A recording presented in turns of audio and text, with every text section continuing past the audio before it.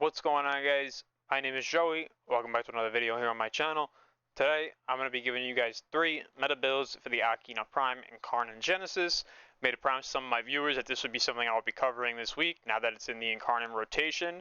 So I'm just going to go over 3 builds I have for you guys, but before I get into any of the builds, I'm just going to go over the Incarnon. So what the Incarnon does is, like all other melees, or the majority, unlike Praetos and Inodem, and like maybe a few others, you get 6x combo, you heavy attack, and then you get new Incarnon form. Others can get it a little bit less, but it's not really a big deal. So what it does is when you get kills, you'll generate these spectral daggers that float around you.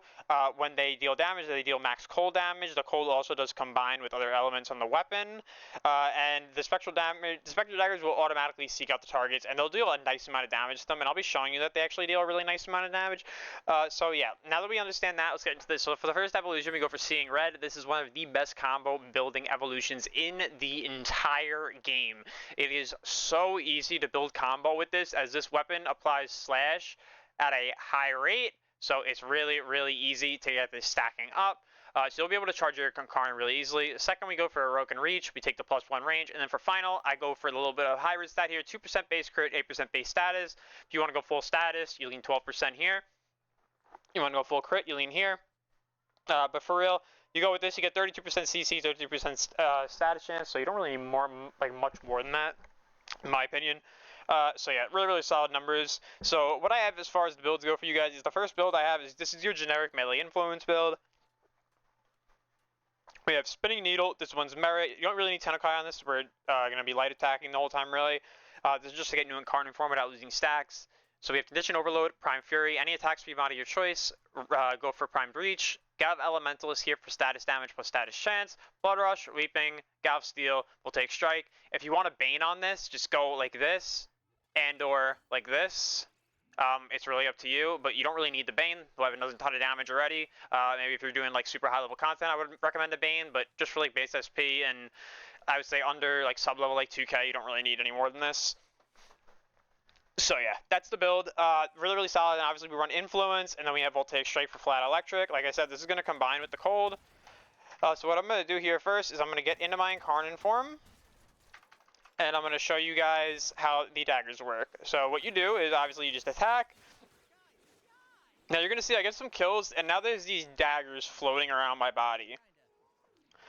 I'm going to spawn in a fresh wave of enemies, and you can see these will seek out enemies on their own, and you can actually see they deal quite significant damage on their own. Like, this isn't my companion killing them, otherwise Contagious Bond would be proccing. Just so you guys know that. These are, like, it's just the weapon itself killing them, so you can see that. But yeah, really, this is just like really basic build. This is your melee influence setup. You want to use melee influence, this is what you go for. It's really easy to build. You can do a ton of damage. Electricity is a fantastic status effect, so you don't really need to build anything else if you don't really want to. Yeah, and then you're going to proc electric like crazy. You're always going to have influence up. You're going to get max combo really easily because of, like I said, the first trait. So this build overall, if you're looking for the melee influence style build, this is definitely the one I would recommend that you guys give a try. Whenever I play the melee influence style on this weapon, this is what I go for all the time. Now, as far as the second build goes for you guys, I am actually using this. This is going to be an Affliction setup. We use Gnashing Pariah on here, as Gnashing Pariah on the neutral has 2 forced slash procs and 2 knockdowns, which will proc Afflictions. And then also on the heavy attack, we have 4 slash procs forced and then 4 knockdowns. So we're gonna get the bulk from Afflictions there as well. So this is definitely the best stance for Afflictions on this weapon. What I go for here is Discipline's Merit. Since it's a hybrid build, we're gonna be heavy attacking a lot, so this is nice to have. Attack speed mod of your choice: Blood Rush, Gav Steel for CC plus CD, Weeping Wounds, Prime Reach, Prime Smite Rainier. This is our big Bane damage here. Condition Overload, and then we have Galvanized Elementalist for status damage plus status chance, and we have Melee Afflictions here. Now, the way this build really works is, I'm going to show you here. What you want to do is you just want to start attacking. In neutral, you can see you're knocking enemies down, and you're getting the big slash procs.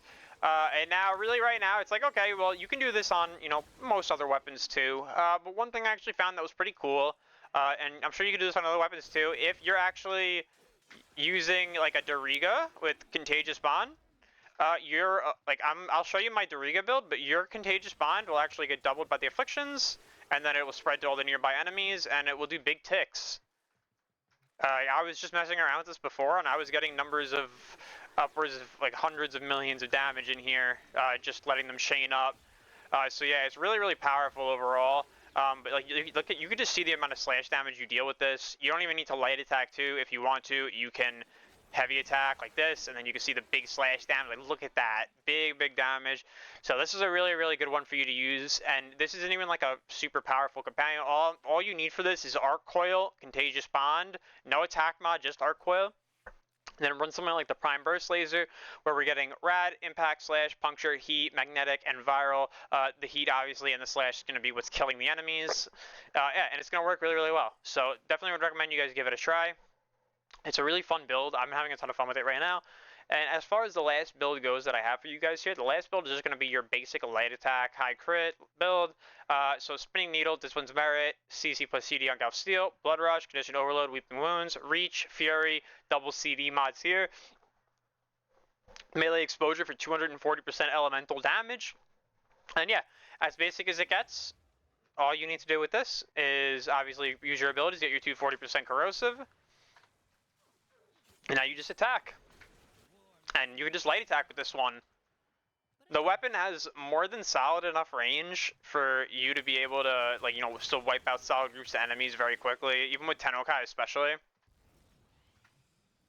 So for all of you out there who are looking for different styled builds, these are 3 different builds, and I would definitely say they all work in their own respective way. They all have different play styles, from influence to just basic lights to, you know, being very intricate when it comes to the companion you bring with you. So yeah, overall, those are the builds I wanted to show you guys. If you guys enjoyed this video, please leave a like, subscribe to me, I'd really appreciate it. Leave a comment down below, and have a wonderful rest of your day.